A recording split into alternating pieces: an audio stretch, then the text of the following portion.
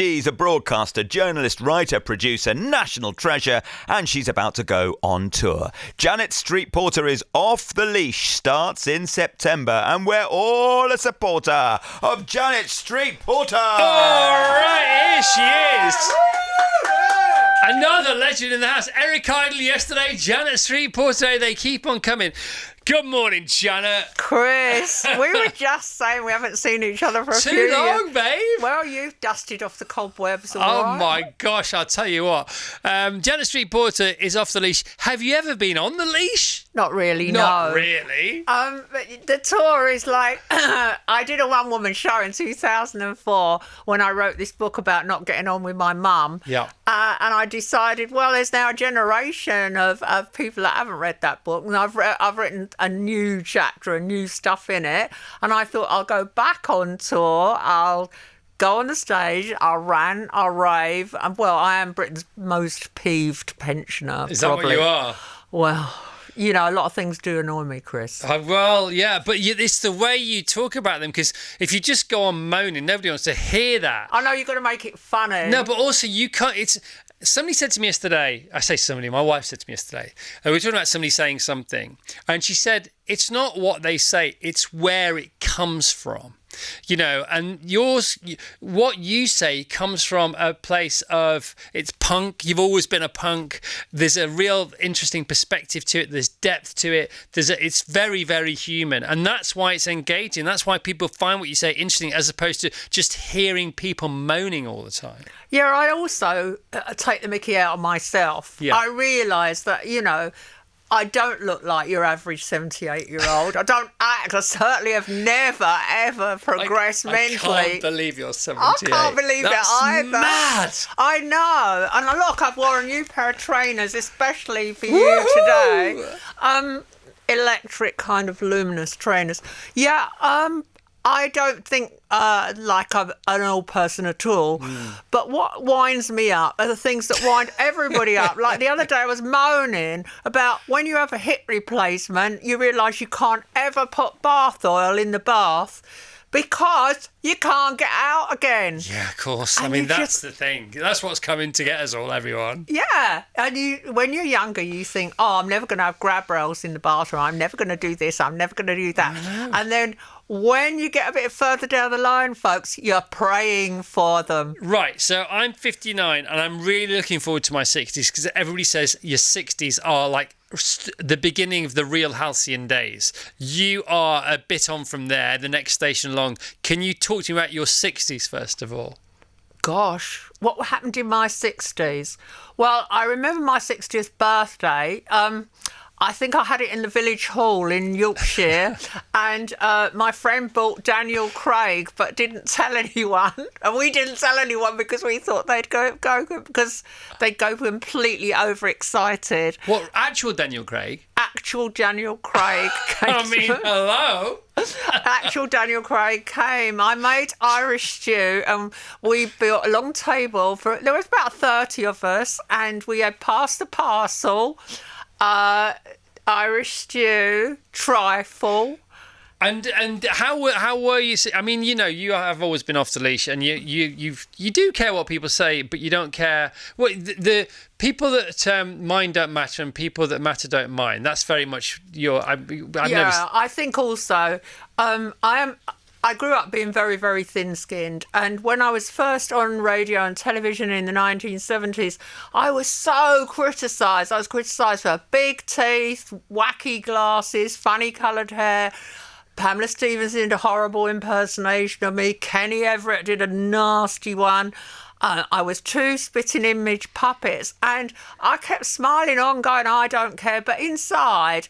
Well, I was upset. Aww. I know, but don't feel that sorry for me. No, I do. I get it, though, completely. Well, it's hurtful because actually I'm not stupid, and I've proved everyone that I wasn't just I've proved I'm not just a flash in the pan. I've edited a national newspaper. I've won BAFTAs. You know, blah blah blah. No, you have absolutely. You know, you didn't even wear the T-shirt. You sort of you sewed the T-shirt, and you're still here, 78, and you're absolutely on fire. You're at the peak of your powers. Were you on the telly in the 60s, or were you working in telly in the 60s? I started in journalism in 1968. I was on a teenage magazine called Petticoat, and then I went to the Daily Mail. I got a job as deputy fashion editor, and I was a columnist. And it was a very exciting time. There was very few women working in Fleet Street. I used to go to work in tiny knitted shorts and wonder why everybody was staring at me. And then I went on to commercial radio when it started. That was in the early 70s? Yeah, I was on LBC Day One. And the was that 73 or something? Yeah, that's right. And the studio was kind of rubble. And I wasn't trusted with doing anything you can do, like weather or people phoning in. Just make the weather up. Just make people feel good about yeah, the exactly. world. Good idea. Yeah. So then I went on telly in 1975. Right. Yeah. And London Weekend Television. Yeah, I did all those films about punk and a lot of films about musical trends. Yeah. Tell us about Sniffing Glue and about all that kind of that day being right in the middle of talking about punk to people like you and Eric Idle, as we did yesterday, because comedy punk. Punk was so exciting because before that there had been the music that dominated the charts filled stadiums. I mean, and it was. Just so bland to young people, and they prog rock kind of thing. Prog rock, and men with very, very long hair playing flutes and twiddling about. Yeah, do you know what I mean? Yeah, and it just wasn't my kind of music. And also, I suppose I was in my 20s, and I was thinking, these teenagers, they've got terrible job prospects. Britain was going through a recession. Yeah. It was a tough time. And the great thing about punk was you could do it yourself. You could make your own clothes. You could create your own look. I mean, people like Vivienne Westwood showed the way. I mean, she was a brilliant designer. Vivienne and Malcolm were an inspirational couple, although they couldn't stay together for very long. I think they were too combustible. But, then you had the Sex Pistols. I interviewed the Buzzcocks, the Sex Pistols, the Clash. Yeah, of course. And, of course, you were interviewing these bands that would do a bit of spitting round your feet, and you had to pretend you didn't care. Yeah. It was a little bit off-putting, but it was good. And so did you meet them because you were interviewing them, or were you part of the scene as well on the King's Road? Well, it's hard to say because I was very involved in fashion, even though I wasn't writing about it anymore. I was very involved in the music, and I went to the clubs anyway. And when you met Vivienne Westwood, for example, I mean, obviously she was formidable, a force of nature and beyond. Was she scary? I found her quite scary, but then I admire women who are quite scary because people always say, I'm quite scary. Well, that's why I'm asking you, how did you feel about her? Oh, yeah, Vivienne Westwood, much more scary than David Bowie. I mean, I've interviewed David Bowie, Tony Blair, blah, blah, blah. Yeah. Vivienne Westwood's frightening. Because? Well, because she was really clever, but also expressed it in quite a stroppy way. And fearless. Fearless, yes. And with someone like John Lydon and Sex Pistols, they were categorised as stupid. But, of course, John Lydon was never, ever stupid. Super clever. And he's turned out to be super brainy and a really intelligent, creative person in the long term. But what they were all doing was revolutionary. I mean, those T-shirts, all the versions of Vivienne's shop on the King's Road, Saks, Seditionaries and so on. It was so exciting to go in there. And people came from all over the world. I mean, I say I know. I was never there. I was only 10 at the time, but 9 or 10 years old. But I just, we were lucky enough to be around in the 90s. We hung out in the 90s, and the 80s were exciting, and the 60s were whatever they were. You were around for those as well. But for me, if I could go back anywhere, it wouldn't be Abbey Road. It wouldn't be Apple Studios. It wouldn't be Woodstock. It wouldn't be California, it would be the Kings Road 1976/77, because I just wanted to know how that felt. Did you feel the rumblings of that punk explosion? Did you feel the seismic signs coming your way that something was going to kick off? Well, yeah, because I'd gone to New York and gone to that club called CBGB's, and there was Punk magazine started in New York before punk really took off here. In my second memoir, which covers the period 67 with Summer of Love, when I got married the first time, and it ends with 77, a decade later, with punk. I just think I was so lucky to go through my 20s and early 30s through that key decade and be at so many things. So I went to the first rave in Alexandra Palace when Pink Floyd played, and then by the end of the decade I'm seeing the Sex Pistols in the club in Soho, and then going out and they're playing at universities and stuff. That for me is everything, and it was so quick, wasn't it? And there was never anything like it before, and there's never been anything close to it afterwards. Well, looking back at punk and the whole Jubilee year, the Silver Jubilee year, is extraordinary, because they get signed and dumped from one record label to the next, and then they go out on the boat on the river to promote their record God Save the Queen. And it's all at the same time. Yeah, they get arrested and all that stuff. They get arrested, and it's the same time as the Queen's Jubilee. Because the more you think about things, the more you understand things. In 1976 was that crazy hot summer as well. So it was like the world wanted something to happen. And, do you know what I mean? Yeah, and I was living on the river in Limehouse at the time, in an old house, the sea captain's house that backed right onto the water. So I decided to celebrate the Jubilee by having a 2-day snooker tournament in my house, like you do. And I brought in, and I already had a snooker table on the ground floor. Full size or? Yeah, I had one full-size snooker table. I'm messing about here. Brought in another full-size snooker table, invited family and close friends, and my friend Paul made us special trophies. What a nightmare. People turned up early to practice. They were supposed to start at 12. I mixed chili con carne in the bath. And people got through barrels of beer, gallons of wine.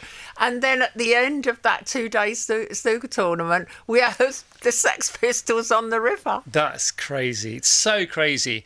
I'm going to fast forward to 1987. By the way, we're talking to Janet Street Porter. Janet's going on tour. You got to go and see. She starts at Henley-on-Thames. I mean, it's so cool.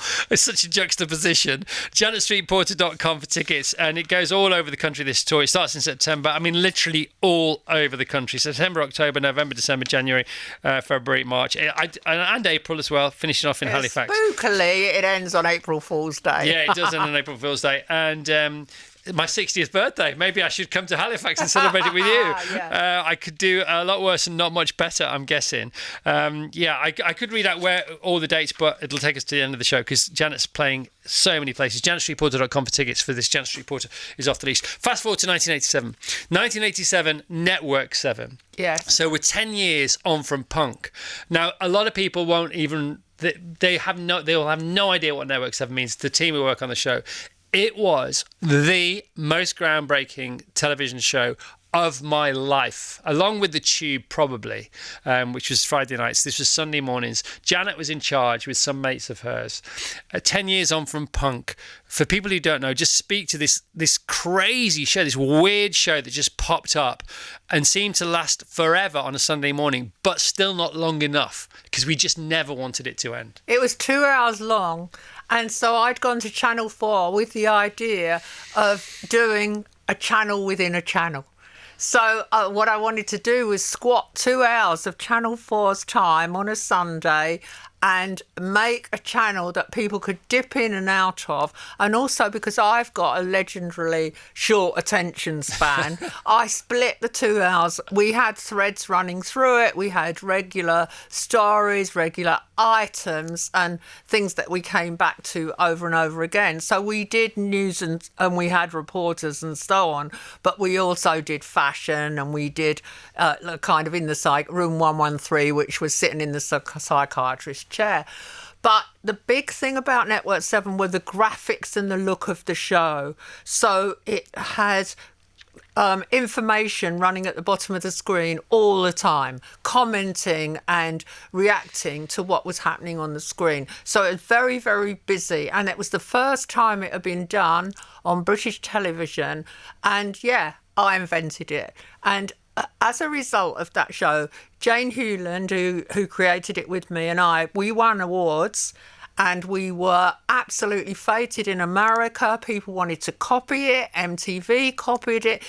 And then now, if you look at Panorama or you look at mainstream television, the influence of that one show is still visible on British television in the way things are edited, and filmed, and the graphics. Yeah, it was the most influential show of the decade. So I'm watching it at home, right, as a kid, loving it. How old were you? So I'd have been 13, 14, perfect for it. And it was so aspirational because all the presenters were so cool, and they were like 5 or 6 years older than us. So we wanted to be in their gang because clearly they had a gang. It was all very film noir. It was all very Reservoir Dogs. Everybody wore black and white. It was so cool. Without that, so I'm sitting at home watching this show, Tiswas, yes. Network 7, yes. The Tube, yes. All those great things, yes, yes, yes. Our generation, this was our zeitgeist. We own this, go away everybody else. It's that kind of thing. So congratulations and well done for tapping into what we were thinking and what we wanted to be, even though you were a generation older than us. And I'm sitting there at home and I'm watching this show. Little do I know, it's because of that show, it's via that show that I'm going to be sitting here talking to you today, because Charlie Parsons was on that was working on that show. Sebastian Scott was working on that show. And those are the two guys who put together The Big Breakfast. I got my break there. So thank you, Janet Street Porter. Yeah, they were producers working for me. And Sebastian was on air and a producer. So the best, like you. We saw no difference. Yeah, it's the best. Yeah, we saw no difference, because if people are clever, there's lots of jobs that they can do. Yeah. And those most of the people who were on Network 7 went on to be very, very influential in the television industry, to form their own companies, to create other formats. And it was a groundbreaking time. It's because we were really brave. And we did it all from a disused banana warehouse in Canary Wharf. It was a great big empty space, and we couldn't afford an office block or office facilities. So I had this great idea of why not rent a load of caravans and mobile homes and temporary things and dump them all over this great big warehouse floor the size of 2 football pitches, and they can all work in that and live in that. And it looks so good. It was. Yeah, well, they all moaned though about. Yeah, but it was also postmodern. It was also beautiful, and it's sort of hinterlandy, almost dystopian. And I remember at the time you said it was near Canary Wharf, and it was, but there was nothing else around there because nothing else had been built. Oh no, we had to have a gorgeous runner called Toby with a motorbike to go and get us food, and he would go up to Cannon Street Road to Mr. Rog, the Jewish deli, and get us bagels for lunch. Gosh. And yeah, like you say, you won all the awards, and on from there. It's so funny, isn't it, Janet, that some people see you on Loose Women and go, "Oh, it's that lady from Loose Women." They have no idea. Oh no, there's a big backstory. Yeah, nothing wrong with that at all. It's just because then I go to the BBC after Network 7 and I start, writing new shows for the BBC, and I wrote Rough Guides travel show, which was a very influential show. Amazing. You're a wonderful human being. Do you think that walking has helped keep you young spirited? Because you, also, people don't know, you were president of the Rambler Society for a long time. You still walk. You love walking. I've just started walking. I want to talk to you about walking. Speak about walking and how important it's been in your life. Well, my mother was Welsh, and she would take me school holidays in North Wales, we would walk all round the village where she was born and grew up, where she grew up. And in my 20s, I would go and walk with my first husband. He loved walking too. And then it just kind of grew and grew. And I've got to be honest, though, it did get a bit excessive. I did some series for the BBC where I walked very, very long distances. I did one series where I walked from Dungeness in southeast England all the way to Weston-super-Mare. And then I walked from Cardiff all the way to Conway, round all the along all the mountain ranges in Wales. So having done that, you'd think I'd had enough, but then I did another series where I walked from Edinburgh to London in a straight line. And at the end of that, I'd well and truly knackered my knees. Oh, really? Yeah, I mean, I had a knee replacement and I was super fit, but I think I could safely say I overdid it. You overwalked because I've been running for a few years now, and I'm just taking it down a notch. And funny enough, this week it's serendipitous. This week is a 100k week for me walking, so I'm doing 20k a day, and I'm on target to do it tomorrow. But I'm finding it harder than running. I find walking harder than running. Yeah, walking on asphalt, you've got to be. I would say you've got to watch your knees all the time. I mean, I only ever ran very, very briefly. I was going out with Tony James, who was in Zig Zig Sputnik, and he was a very, very keen runner. And I made the fatal mistake of going running with him, but I was always keen to chat. I remember your Zig Zig Sputnik days. Oh no! Well, the pictures are ghastly. No, you're so great, Janet. Are we still tall? We're only here once, aren't we? Jeez. Yeah. And we all know how this ends, and apparently it doesn't end well. So we've got to get on with it.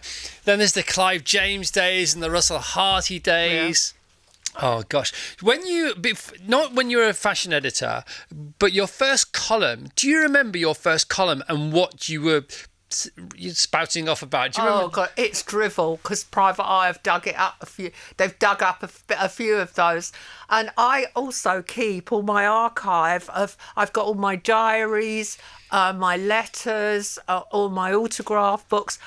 Chris, I've even got the membership cards to all the clubs I went to as a teenager. Because it was all about the clubs, wasn't it? Yeah, I've got the Flamingo, Klux Klee, Ealing Jazz Club, Six Bells. Limelight? Any Limelight action going on? But I'm well before that. Yeah, this is when I'm 15, 16 years old. Wow. And I've got diaries where I'm writing like mini critic. I've got there's a funny entry when I go to see the Rolling Stones. I go, not bad.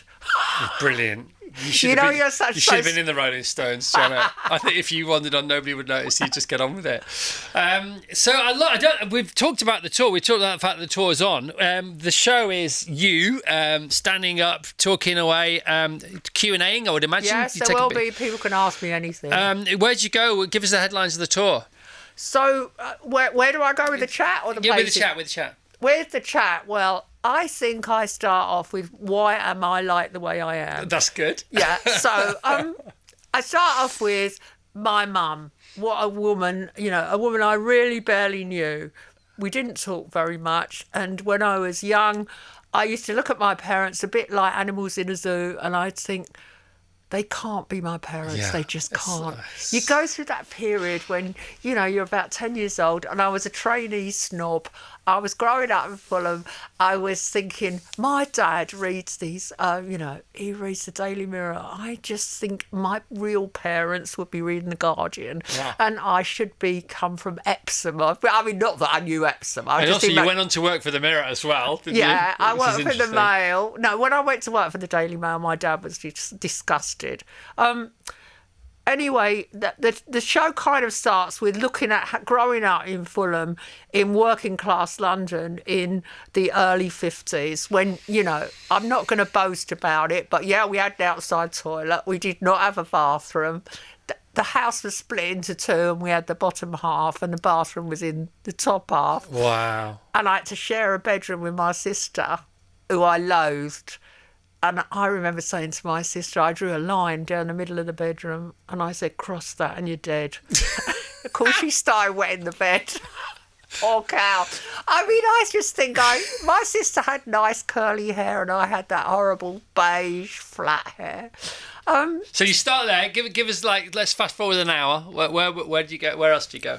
I suppose I go to leaving home, to secret lives when you're a teenager, to going to clubs and then going into starting work in Fleet Street, what it was like, being bossed about by a load of very, very old men in white nylon shirts with string vests on underneath. and again, fearlessly stirring it up. Oh, yeah. And also, I think, as a woman, being so ambitious. I mean, I'm ruthlessly ambitious. And there's a lot in the show about walking as well, about the fact that in Britain, pubs have never understood walkers. Yeah. So as a walker, whenever you get to a pub, food's finished. I can guarantee that. And it's about the right time in the afternoon, isn't it? All our tea shops close at tea time. It's funny because now some pubs, because they have to fight for their lives, are embracing walking, aren't they? And they have walking groups from pub to pub. You can go on a sort of a longer, more sophisticated pub crawl. You overnight and this, that, and the other. That's all good news, isn't it? Who the rooms you found yourself in? You know, I once found myself in the corner at a party with Lucy and Freud and David Hockney. Maybe the greatest half an hour of my life. I'm not quite sure. George Harrison once also took me out for a beer. That was pretty special. Give us like a couple of golden moments. Well, a golden moment. Well, there were a couple golden moments. One was I was at home in Yorkshire in 1977. I was married to a Canadian film director and the phone rang. We just had Sunday lunch. The phone rang. How's this going to be? And he goes, Elton John's on the phone. I went, oh, you're having a laugh, aren't you? I go to the phone and I went, yes. So I thought it was a practical joke. And it was Elton John. And he went, I hope you don't mind me ringing you up. I got your number from somebody. He said, I've been watching your films about punk and I just want to talk to you about that music. I am so, like you, Chris, today, he was going, I just want to know all about it, what they're like. Yeah. He was such a fan. He said it's so exciting. And he was like one of the biggest stars in the world, wasn't he? He was huge. He was playing Dodger Stadium days. Like mega. So he said, will you come to have lunch with me in my house in Windsor? And I went, or, you know, I was like, oh, well, all right. He went, I'll send a car. I went, I'm only coming I'll come on the train and you better be on the platform. So when Just because you did. Because you did, because I was a bit punky, you know. And so I wanted to establish at the start that this wasn't going to be a groveldom. I was going to be an equal chap. So I got the train to Datchet and there he was at the end of the platform. So funny. And he's still like that now, isn't he? Absolutely. And he's still so curious about everything. You know, if something's going on, he'll find the phone number and he'll call that person. You know, on the house in Windsor, you know, he still lives in the same house in Windsor. Absolutely. You know, he's absolutely, I mean, he's crazy, world famous, absolute genius, probably, you know, from another world, but feet on the ground as much as they can be in those huge platform shoes of his. Yeah, and I think also my friendship with Neil Tennant is really special to me too, because I first met the Pet Shop Boys when I was producing a Saturday morning show for ITV called, I think it was called Get Fresh, and we went round the country and it was like 2 hours long and Gaz Top was in it and we had a space, and I invented this segment in it where very, very famous pop stars had to come on the show and we put a brown paper bag on their head and the kids had to phone in and guess who it was. So we were in Newcastle and Neil and Chris came on and the producer came at them with the paper bags and they went, we're not doing that. And of course you're doing that. Everybody else has done that. No way would Neil and Chris put the paper bags on. Anyway, I don't know whether it was because of that, but we got talking and I studied architecture and Chris Lowe studied architecture and they came around they came around my house for dinner and we just became great friends. Good for you. Get Fresh, that was the name of the show. I love the fact you couldn't barely remember what it was called. It was like a legendary show. Get Fresh was right up there. Janet, we're out of time. It's great to see you. Lovely to talk to Great you. to see you. Really great to see you. Janet Street Porter is Off the Leash, beginning on Thursday, 11th September in Henley-on-Thames. I love the fact that Henley-on-Thames. I love it so much. You know, I live in Marlow, so I've got to come and see you, haven't I? Even if it's like for a cup of tea before, I've got to be in bed for 8:30. Yeah, rock and roll. Yeah. JanetStreetPorter.com. Let's hear it for Janet Street Porter. Amazing.